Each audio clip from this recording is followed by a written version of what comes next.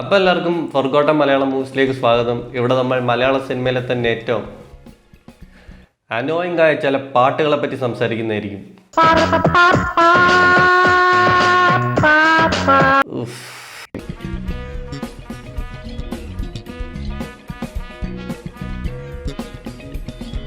ഇന്നത്തെ സിനിമയാണ് മലയാള സിനിമയിലെ തന്നെ ഏറ്റവും കൺഫ്യൂസിംഗ് ആയ പടം, അച്ഛൻ്റെ കൊച്ചുമോൾ. Directed by Rajan P Dev. അപ്പോൾ ഗൈസ് ചെറിയൊരു ഹെർണിയൊക്കെ പിടിച്ചിരിക്കുകയാണെന്ന് തോന്നുന്നുണ്ട്. മൊത്തത്തിൽ എനർജി ഇത്തിരി കുറവാണ്. ഒട്ടും സമയങ്ങളെല്ലാം നമുക്ക് ഫസ്റ്റ് സെഗ്മെന്റിലേക്ക് പോകാം. Mind fuck. Mind fuck movies എന്താണെന്ന് നിങ്ങൾക്ക് അറിയാമല്ലോ. നമ്മൾ കണ്ട കൺഫ്യൂസ്ഡായി കിളി പോയി ഒന്നും മനസ്സിലാവാത്ത പടങ്ങളാണ് mind fuck movies. Mind fuck മൂവീസിൻ്റെ ഒരു ലിസ്റ്റ് എടുത്ത് നോക്കിയാൽ ഇവിടെ ചുരുളി, ഇവിടെ ഇൻട്രസ്റ്റെല്ലർ, ഇവിടെ ഇൻസെപ്ഷൻ, ഇവിടെ ടെനറ്റ് ആൻഡ് ഇവിടെ അച്ഛൻ്റെ കൊച്ചുമോൾ. പടത്തിൻ്റെ പേര് എൻ്റെ അച്ഛൻ്റെ കൊച്ചുമോൾ. അച്ഛൻ്റെ മോളല്ല, അപ്പൂപ്പൻ്റെ കൊച്ചുമോളല്ല, അച്ഛൻ്റെ കൊച്ചുമോൾ. നാളെ തൊട്ടെങ്കിൽ അമ്മേനെ അച്ഛൻ്റെ ഭാര്യ എന്ന് വിളിക്കാം. ഞാൻ ഇത് എന്തൊരു കൂറ പേര് അച്ഛൻ്റെ കൊച്ചുമോളെന്ന് വിചാരിച്ചിരിക്കുമ്പോഴാണ് മനസ്സിലാവുന്ന അച്ഛനല്ല, അച്ഛൻ പള്ളിയിലച്ഛന്. ആൻഡ് അച്ഛൻ്റെ കൊച്ചുമോൾ ഒരു കൊച്ചുമോളല്ല, അച്ഛൻ്റെ കൊച്ചുമോൾ പന പോലെ വളർന്നൊരു കളക്ടറാണ്. പക്ഷെ അച്ഛൻ്റെ കൊച്ചുമോൾ കളക്ടറല്ല, അച്ഛൻ്റെ കൊച്ചുമോൾ അച്ഛൻ്റെ ഓർഫനേജിൽ പഠിക്കുന്ന ഒരു കൊച്ചാണ്. കാരണം ഇതെല്ലാം ഒരു സ്വപ്നമാണ്. കർത്താവേ, ഞാൻ കണ്ടത് സ്വപ്നമായിരുന്നു. എന്റെ പിതാവേ, ഈ സ്വപ്നം ഭരിച്ചിരുന്നെങ്കിൽ. സ്വപ്നം ഫലിക്കില്ല. കാരണം പഠിക്കേണ്ട സമയത്ത് കൊച്ചുമോൾ വീഗാലാൻഡിൽ പോയി പനച്ചിക്കടാന്ന് പറയും പാടിക്കൊണ്ടിരിക്കുക.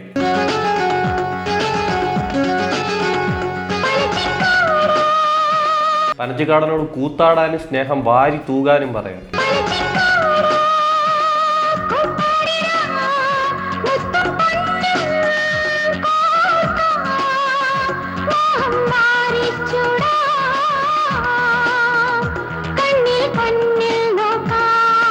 ഇപ്പൊ നമ്മൾ നാച്ചുറലി വിചാരിക്കും പനച്ചിക്കാടൻ എന്ന് പറയുന്ന ആ പാട്ടി കാണുന്ന ഡൂഡാണെന്ന്.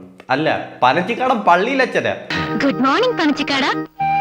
എന്താ പനച്ചിക്കാട വൈകിയേ? പിന്നെന്തിനാ പനച്ചിക്കാടനെ പറ്റി ഇറോട്ടിക് പാട്ട് പാടുന്നത്?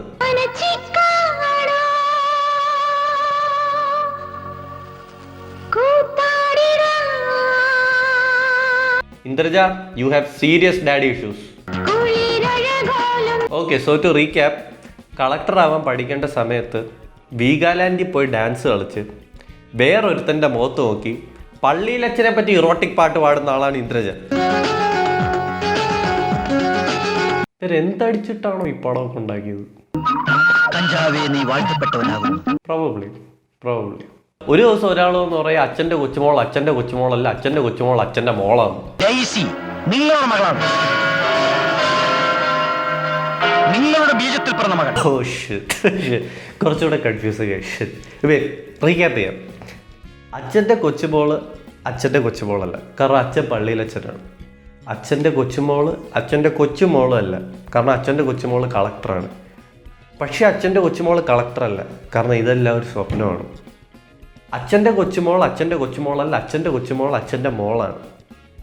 പക്ഷെ അച്ഛന് മോളുണ്ടാകാൻ പറ്റില്ല, കാരണം അച്ഛൻ പള്ളിയിലച്ഛനാണ്.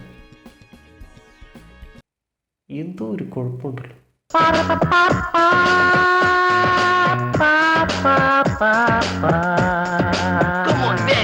ആൻഡ് 5 മിനിറ്റ് കഴിയുമ്പോൾ നമുക്ക് മനസ്സിലാവും ഇപ്പോൾ ഒരു ഡൂഡ് വന്ന് പറഞ്ഞില്ലേ അച്ഛൻ്റെ കൊച്ചുമോൾ അച്ഛൻ്റെ കൊച്ചുമോളല്ല, അച്ഛൻ്റെ കൊച്ചുമോൾ അച്ഛൻ്റെ ബോളാണെന്ന്. ആ, അവനത് ചുമ്മാ പറഞ്ഞേ. Bro, why the fuck would you do that, bro? This movie is already so confusing. ചുമ്മാ വന്ന് ചൊറങ്ങിട്ടൊക്കെ പോകുന്നു. ഒരു അടി കൊടുത്ത് അവൻ ആരെങ്കിലും ഒരു അടി കൊടുത്ത് fuck it. ശരി, നമുക്ക് അടുത്ത സെഗ്മെന്റിലേക്ക് പോകാം. Prince Lawrence. രാജൻ പി ദേവാണ് ഗബ്രിയേൽ പനച്ചിക്കാട്. ആൻഡ് പുള്ളിയുടെ ഓർഫനേജിൽ കുറേ ടാലന്റഡ് ഗേൾസ് ഉണ്ട്. ക്ലിയർലി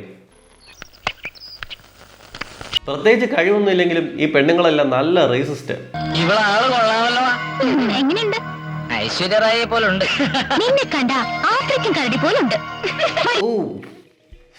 ജയസൂര്യക്ക് എന്താ ഇവിടെ കാര്യം? നിന്നെ കണ്ട അത്രയ്ക്കും കരടി പോലുണ്ട്. എനിവേസ് എവളുമാരുടെ ഈ ഓവർ സ്മാർട്ട്നെസ് അത്ര നല്ലതല്ല. ഈ വാളുകൾ ഒരു വാണിംഗ് കൊടുക്കും. ദിനേശ ഓവർ സ്മാർട്ട് ആയ നീ എന്ത് ചെയ്യും? എന്ത് ചെയ്യുമെന്നോ? വണ്ടി ഇടിച്ചു കൊല്ലാന്നോ? ആര്? Prince Lawrence. Prince Lawrence. Prince Lawrence. നിങ്ങൾ എന്ത് വിചാരിച്ചു പ്രിൻസ് ചാൾസ് പോലെ രാജകുമാരനാണെന്ന്? അവന്റെ പേരാ പ്രിൻസ് ലോറൻസ്. പ്രിൻസ് ലോറൻസ് ഒരു അറു ബോറനാണെന്ന് തോന്നുന്നു. അവന്റെ പേര് കേട്ടപ്പോഴേ പെണ്ണുങ്ങൾ പല വഴിക്ക് ഓടി.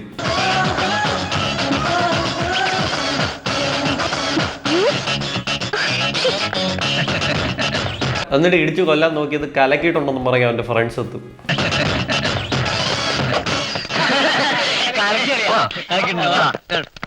പ്രിൻസിന്റെ ഫ്രണ്ട്സിൻ്റെ പാർട്ടി ചെയ്യാൻ ഭയങ്കര ഇഷ്ടമാണ്. എന്നാൽ സാധാരണ ആൾക്കാർക്ക് പാർട്ടി ചെയ്യുമ്പോൾ മ്യൂസിക്കിന്റെ വോളിയം കൂട്ടിയിടണമെങ്കിൽ പ്രിൻസിന് വോളിയം കുറച്ചിടണം.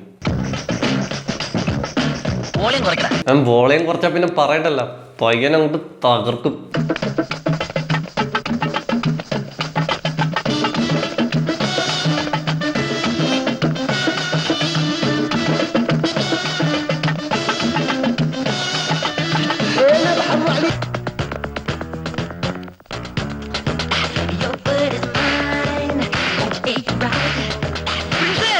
ഒരു ദിവസം ഇന്ദ്രജയ്ക്ക് ഫ്രണ്ട്സിന് ഒരു കലക്കൻ ഡാൻസ് മാസ്റ്റർ കിട്ടണമെന്നൊരാഗ്രഹം.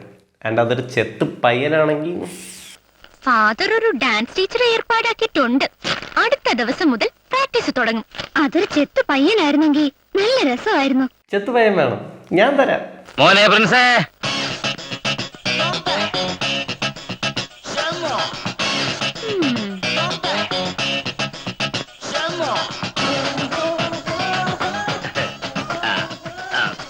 മ്യൂസിക് ഒന്നും ചെയ്യും. എന്നിട്ട് പ്രിൻസ് വന്നിട്ട് ഒരു ഡാൻസ് തുടങ്ങും. എനിക്കിതൊരു പ്രശ്നമല്ല, ഞാൻ കുറെ ഡാൻസ് കണ്ടിട്ടുണ്ട്. ഇത് അതല്ല, സാധനം തലേന്ന് പോവില്ല ഈ സാധനം.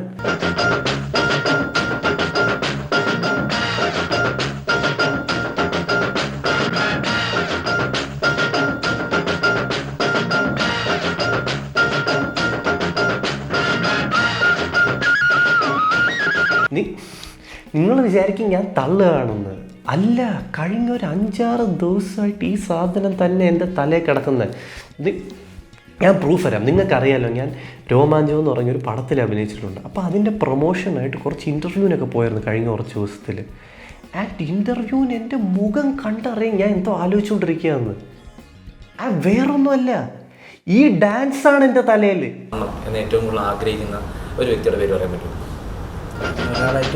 ഒരുപാട് പേരുണ്ട്. ഫാമിലിയിൽ ഇവർ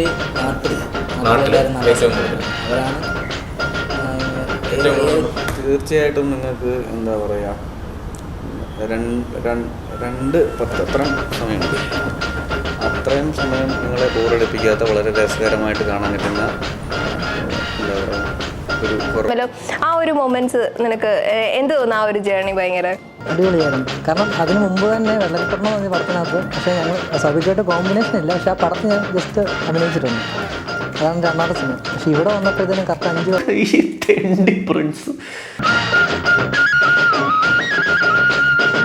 പിന്നെ പ്രിൻസ് ഒരു ക്യൂട്ടി ആയതുകൊണ്ട് കുഴപ്പമില്ല. ആലോചിച്ച് വേറെ വല്ല ഉള്ളത്തരമായിരുന്നെങ്കിൽ, ഇന്ദ്രജയുടെ ഡാൻസ് ആയിരുന്നെങ്കിൽ ഇനി അത് തലേ കിടക്കും.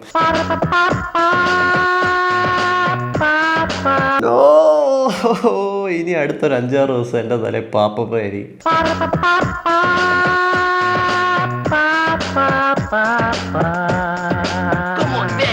എനിവേസ് കമ്മിങ് ബാക്ക്, പ്രിൻസിന്റെ ഡാൻസ് ട്രെയിനിങ് ഒക്കെ ഇന്റൻസ് ആണ്. വെള്ളം കുടിക്കാനുള്ള ഗ്യാപ്പ് പോലും അവൻ കൊടുക്കൂല.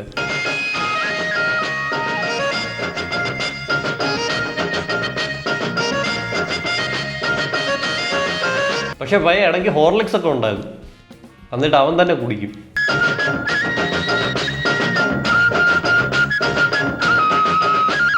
നല്ല ഹോർലിക്സ് അല്ലേ? ആ ഹോർലിക്സിന്റെ പരസ്യത്തിൽ അഭിനയിച്ചിട്ടില്ല, ഇറങ്ങിയിട്ടില്ല. പ്രിൻസ് ഇന്ദ്രയെ ഡാൻസ് പഠിപ്പിക്കും. അടുത്ത സീൻ എന്തെന്ന് വെച്ചാൽ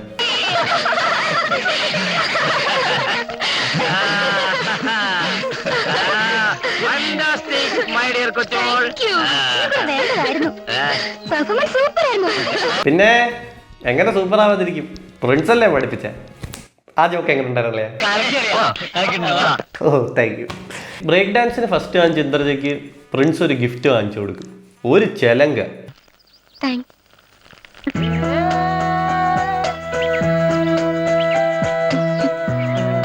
തുറന്നു നോക്കൂ.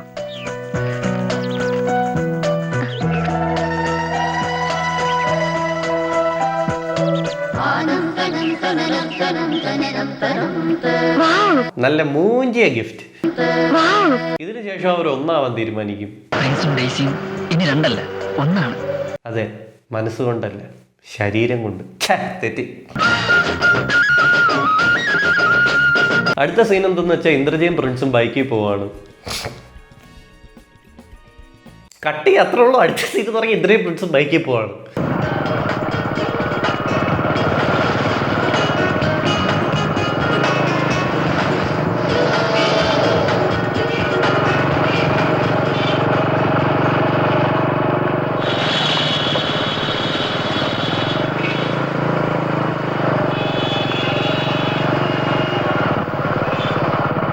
ആ ഫുൾ ക്ലിപ്പ് കാണിച്ചത് ബ്രോ, അവർ യാത്ര ചെയ്തു തുടങ്ങി ഞാൻ വിശ്വസിക്കും.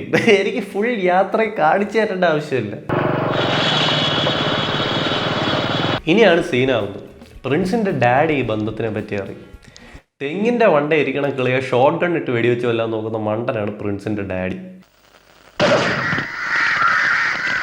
ഡാഡി ഈ ബന്ധത്തിന് സമ്മതിക്കില്ല. കെട്ടിവലിച്ച് ഈ തറവാട്ടിലേക്ക് കൊണ്ടുവരാൻ ഞാൻ സമ്മതിക്കില്ല. ഒന്നോർത്താൽ ഞാനും ഒരു അനാഥനെ പോലെയാണല്ലോ വളർന്നത്. ഡാഡിക്ക് എന്നെ സ്നേഹിക്കാനോ ലാളിക്കാനോ സമയം ഉണ്ടായിരുന്നില്ലല്ലോ. ഓ പാവം. ഡാഡിക്ക് എന്നെ സ്നേഹിക്കാനോ ലാളിക്കാനോ സമയം ഉണ്ടായിരുന്നില്ലല്ലോ. പോട്ടടാ. അടുത്ത സീൻ എന്തെന്ന് വെച്ചാൽ ഇവൻ രാത്രി വീടൊക്കെ വിട്ടിട്ട് ഇന്ദ്രജയുടെ ഹോസ്റ്റലിൽ അവിടെ വരും. എന്നിട്ട് പറയാം ഇവൻ എന്തോ പറയാനുണ്ടെന്ന്, ലൈക്ക് അർജന്റായിട്ട് പറയാനുണ്ടെന്ന്. ബഹളമൊക്കെ വയ്ക്കും.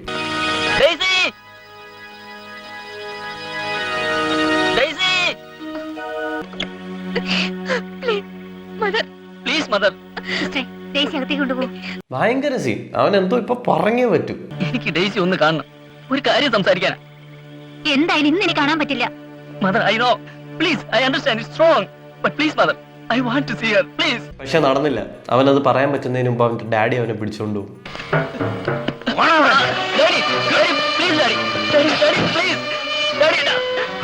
അപ്പൊ നമ്മൾ വിചാരിക്കും വൻ സീനാണ്, അവന് ലാസ്റ്റ് ആയിട്ട് പറയാനുള്ള കാര്യം ഇന്ദ്രയോട് പറയാൻ പറ്റിയില്ല. അവന്റെ ഡാഡി വന്ന് അവനെ പിടിച്ചോണ്ടു. ഇനി ഡാഡി അവനെ കൊല്ലുമായിരിക്കും, അല്ലെങ്കിൽ ഡാഡി അവനെ നാട് കടത്തുമായിരിക്കും. ഒന്നുമില്ല. അവൻ അടുത്ത ദിവസം രാവിലെ വന്നത് പറയും.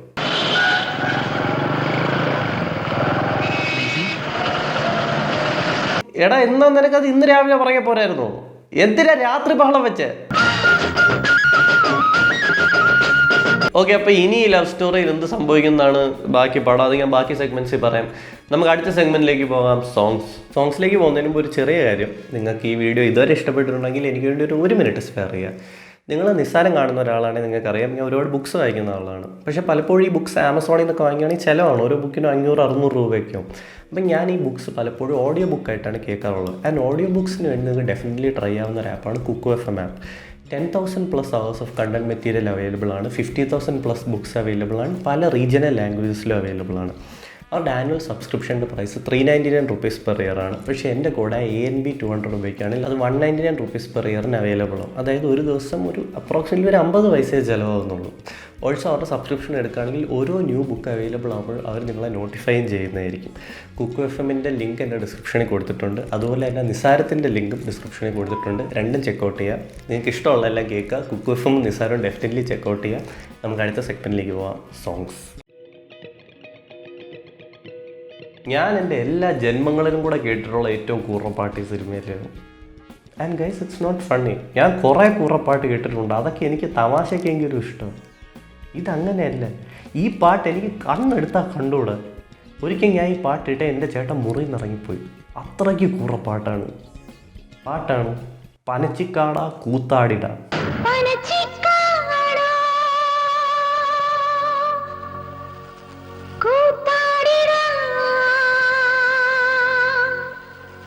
പാട്ടിൻ്റെ ലിറിക്സിനെ പറ്റി എനിക്ക് ഒന്നും പറയില്ല. ആദ്യം കേട്ടപ്പോൾ ഞാൻ വിചാരിച്ചു ഏതോ കാടയെ പറ്റിയുള്ള പാട്ടാണ്. പിന്നെ മനസ്സിലായത് അതിലും കഷ്ടം, ഇത് പള്ളിയിലച്ഛനെ പറ്റിയുള്ള ഇറോട്ടിക് പാട്ടാണ്.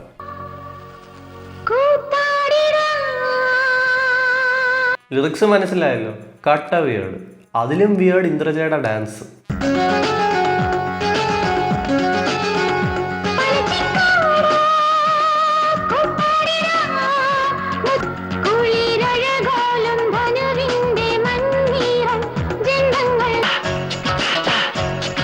ഞാൻ ലിറിക്സും ഇന്ദ്രജയുടെ ഡാൻസും എല്ലാം കൊണ്ട് ഇങ്ങനെ ചോറിങ്ങിരിക്കുമ്പോൾ ഇടയിൽ കൂടെ പ്രിൻസ് കയറിയെന്ന് എന്തൊക്കെയോ പറയും.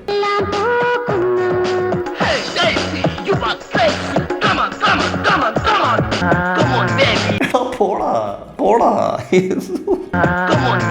ഓക്കെ, അപ്പൊ നമുക്ക് അടുത്ത സെഗ്മെന്റിലേക്ക് തീർന്നു എന്ന് വിചാരിച്ചോ? തുടങ്ങിയിട്ടേ ഉള്ളൂ. ഈ പാട്ട് ഇതിലും കൂറാൻ പറ്റില്ല എന്ന് നമ്മൾ വിചാരിക്കുമ്പോൾ നരകാസുരൻ കയറി വരും.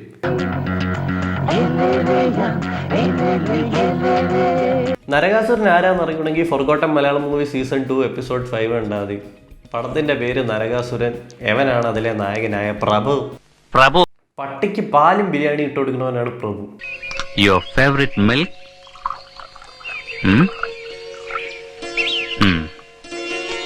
And biryani. Tasty.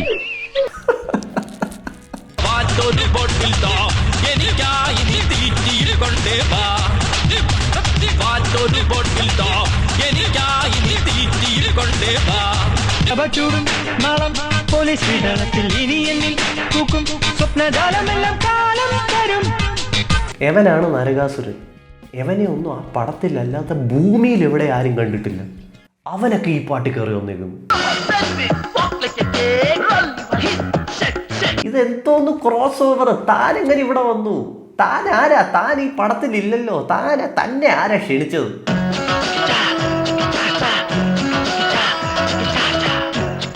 നരകാസുരൻ വന്ന് ഈ പാട്ടിനെ നന്നാക്കാൻ പറ്റാത്ത രീതി കൊളാക്കിയിട്ടു.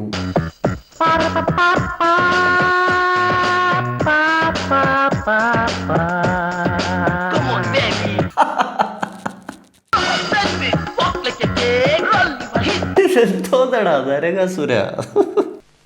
ഓക്കെ, അപ്പൊ നമുക്ക് അടുത്ത സെഗ്മെന്റിലേക്ക് വരാം. തീർന്നു എന്ന് വിചാരിച്ചോ? ഇല്ല, ഒരു 5-6 തവണ കേട്ടപ്പോഴാണ് മനസ്സിലായി ഈ പാട്ട് ഫുൾ കോപ്പി.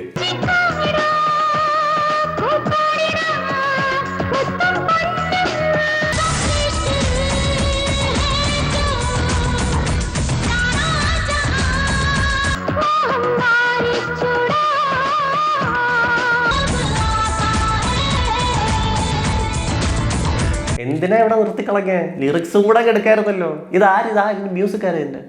ഞങ്ങൾ പരിചയപ്പെടുത്തുന്ന പുതിയ സംഗീത സംവിധായകൻ മണീസ് ചെന്നൈ. മണീസ് ചെന്നൈയോ? തപ്പണമല്ലോ, സസാണല്ലോ. തപ്പം മണീസ് ചെന്നൈ അല്ലേ? മണീസ് ചെന്നൈ ഗൂഗിൾ ചെയ്ത് നോക്കാം. മണീസ് ചെന്നൈ, മണീസ് ദം ബിരിയാണി. ഓക്കെ, ഇങ്ങനൊരാളില്ല. അവ കള്ളപ്പേരി പാട്ടിറക്കി രാജപ്പി ദേവിനെ പറ്റിച്ചു. ഫുൾ പാട്ട് കോപ്പി അടിച്ചിട്ട് കള്ളപ്പേരി പാട്ടിറക്കി. ഇൻ കൺക്ലൂഷൻ എനിക്ക് പറയാനുള്ളത്, നിങ്ങൾക്ക് ഏതെങ്കിലും കുറ്റവാളികളെ കൊണ്ട് സത്യമൊക്കെ പറയിപ്പിക്കണമെങ്കിൽ അവരെ കെട്ടിയിട്ടിട്ട് ഈ പാട്ട് ഒരു 6-7 തവണ ലൂപ്പിൽ പ്ലേ ചെയ്താൽ മതി. ജീവിതം വെറുത്തിട്ട് അവർ സത്യം പറയുള്ളൂ. ആ ജോക്ക് എങ്ങനെ ഉണ്ടായിരുന്നു?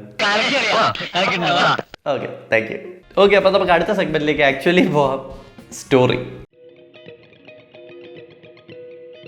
ഈ സിനിമയ്ക്ക് സ്റ്റോറി ഇല്ല, അതുകൊണ്ട് തന്നെ ഈ സെഗ്മെന്റിന് ഒരു പ്രസക്തി ഇല്ല.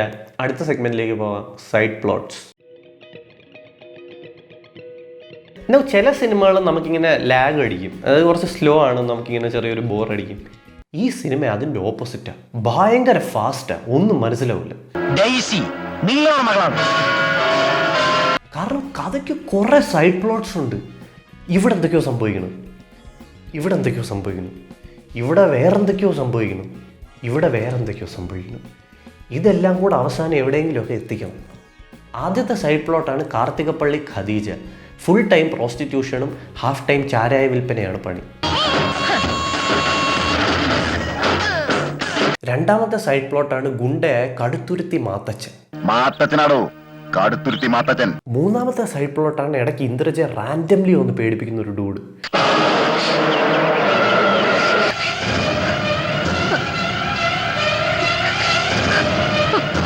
പക്ഷേ എൻ്റെ ഫേവററ്റ് നാലാമത്തെ സൈഡ് പ്ലോട്ടാണ്.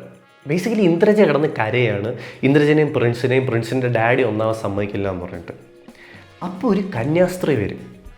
എന്നിട്ട് ആരും ആവശ്യപ്പെടാതെ തന്നെ അവരവരുടെ ഫ്ലാഷ് ബാക്ക് പറയാൻ തുടങ്ങും. എനിക്കറിയാമോ, സ്വപ്നത്തിന്റെയും സന്തോഷത്തിന്റെയും ചെറിയ പറന്നു നടന്നിരുന്ന ഒരു കാലം എനിക്കുണ്ടായിരുന്നു. ഫ്ലാഷ് ബാക്കിൽ മധുബാലും കന്യാസ്ത്രീയും കട്ടച്ചില്ലും. കന്യാസ്ത്രീയാണ് ആനി, മധുബാലാണ് ചന്തു. ചന്തുവിന്റെ സ്നേഹവായ്പിൽ ഞാൻ സ്വയം മറന്നു നടന്നിരുന്ന കാലം.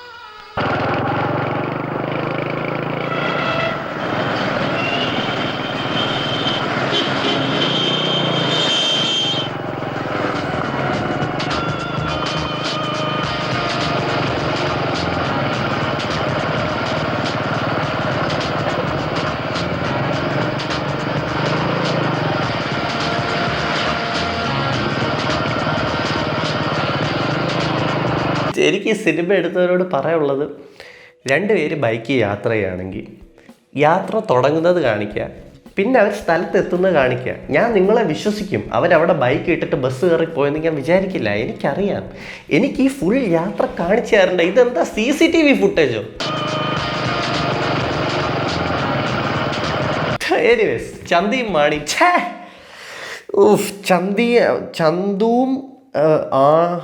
ചന്തുവും ആനിയും ഒരു ശരീരത്തിൻ്റെ രണ്ട് ഭാഗങ്ങളാണ്. ചന്തുവും ആനിയും ഒരു ശരീരത്തിന്റെ രണ്ട് ഭാഗങ്ങളായി. സോറി ഗൈസ്, എൻ്റെ ഉള്ളിലെ കുട്ടി ഇതുവരെ മരിച്ചിട്ടില്ല. അതാ ഞാൻ ചന്തിയും മാണി എന്നൊക്കെ പറയുന്നത്. ഞാൻ കൊച്ചു ബേബി ആയിരിക്കുമ്പോഴായിരുന്നു ഇങ്ങനെയൊക്കെ പറയുന്നത്. ചന്തു വളരെ കവിതാത്മകരമായി പ്രണയത്തെ പറ്റി സംസാരിക്കുന്ന ആളാണ്. ആ നാനി ഇതൊക്കെ കേട്ട് ഐസ്ക്രീം എടുത്ത കാലിലിടും. പുരുഷന്റെ പാതയാണ് സ്ത്രീ. അതാണ് ഭാരത സങ്കല്പം. കേട്ടിട്ടില്ലേ ശിവന്റെയും പാർവതിയുടെയും കഥ? ആ അർദ്ധനാരീശ്വര സങ്കല്പം പോലെ. ഇതൊന്നും എന്തായാലും റീടേക്ക് പോവാത്ത. ആ അർദ്ധനാരീശ്വര സങ്കല്പം പോലെ. ഒരു ദിവസം ആനി വീട്ടിലേക്ക് കയറി വരുമ്പോൾ റോക്ക് സ്റ്റാർ ചന്തു ചത്ത് കിടക്കുന്നു. അമ്പടാ, ഇവിടെ കിടക്കുവാ. നാണുണ്ടോ നിനക്ക് സന്ധ്യക്ക് കിടന്നുറങ്ങാൻ? നീ എവിടുത്തെ ഹിന്ദുവാടാ? എണീക്കടാ ചന്തു, എണീക്കാൻ. ചന്തു, ചന്തു, ചന്തു. പെട്ടെന്ന് ചന്തു ചാടി എണീറ്റ് ആനിയെ കൊല്ലും. ചന്തു, ചന്തു. എങ്ങനെ? സ്നേഹിച്ചു കൊല്ലും.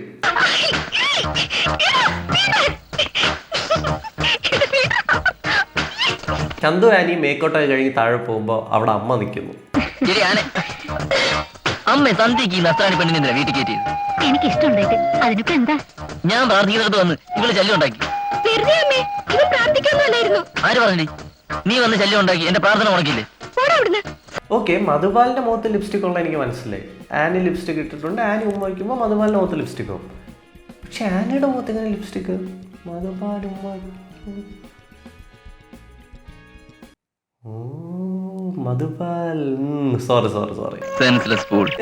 നമ്മുടെ മധുബാൽ ചന്തു ജേർണലിസ്റ്റ് ആണ്. അതുകൊണ്ട് തന്നെ കുറെ പൊളിറ്റിക്കൽ എനിമീസ് ഒക്കെ ഉണ്ട്.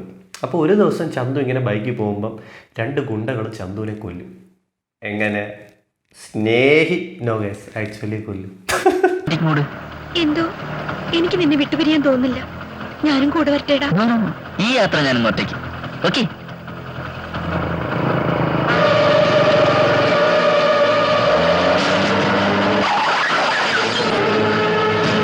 ആൻഡ് ആക്സിഡന്റ് കണ്ട ആനി അലറിക്കൊണ്ട് വരും.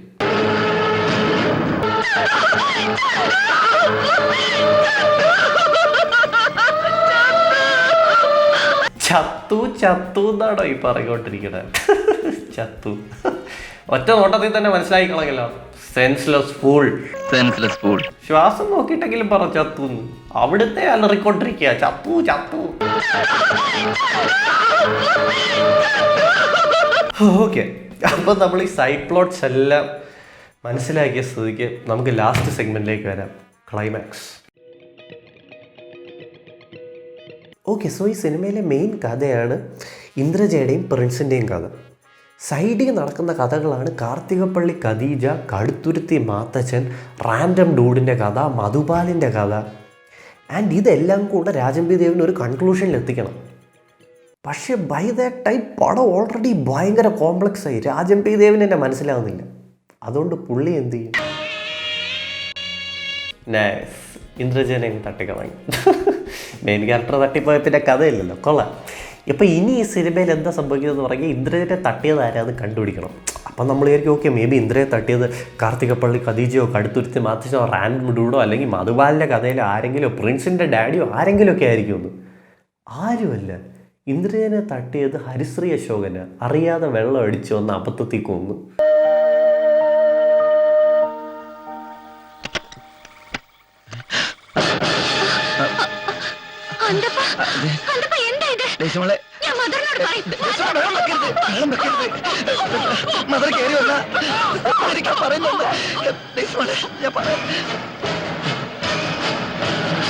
ഹരിശ്രീ അശോകൻ ഈ സിനിമയിൽ ആരുമല്ല, ചുമ്മാ കോമഡിക്ക് വേണ്ടി വന്നാളാ. പുള്ളി കൊന്നു.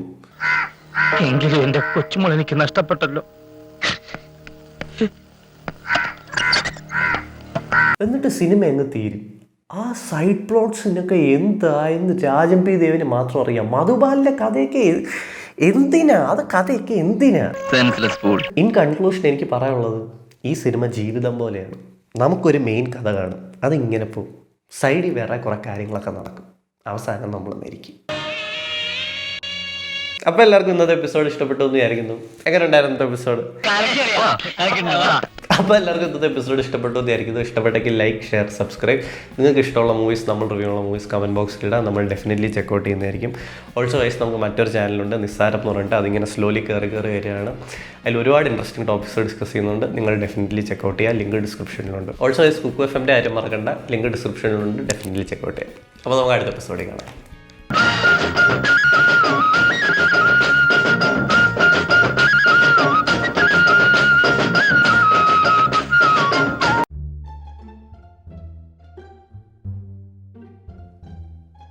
റിയാസേ,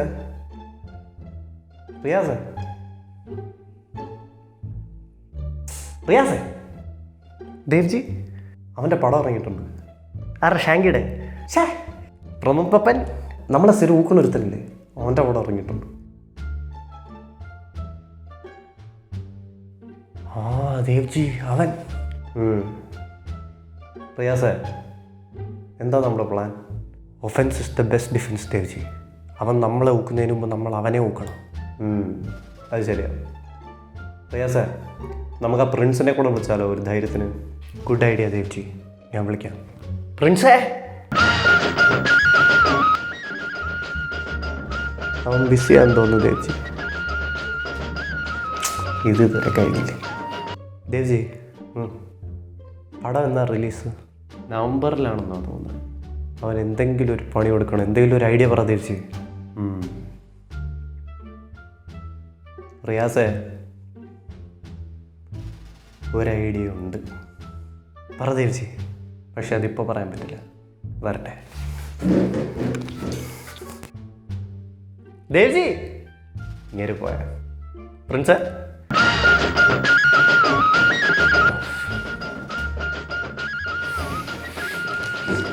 ഹലോ ഷാങ്കി. ദേവ്ജി എന്നെ ഏറിക്കറ്റാൻ പോവാ ഗൈസ്. കുറച്ചാൾ ഏറി പറന്ന് നടന്നിട്ട് പതുക്കെ ലാൻഡ് ചെയ്യാം. ടാറ്റാ.